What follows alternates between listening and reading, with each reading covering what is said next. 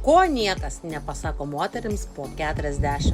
Kad nuovargis nėra normalu, kad prastas miegas nėra tik amžiaus pasekmė, kad skaudantis nariai, pilvo pūtimas ar energijos stoka nėra tai, su kuo privalai susitaikyti.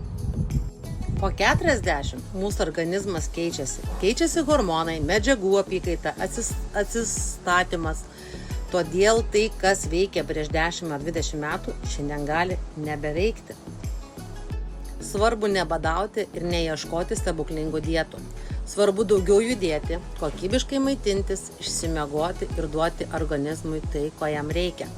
Po 40 gyvenimas nesibaigia, jis tik prasideda. Tai amžius, kai gali pradėti jausis geriau nei bet kada anksčiau jauteisi. Kiek tau metų ir kas tau pasikeitė labiausiai sulaukus 40?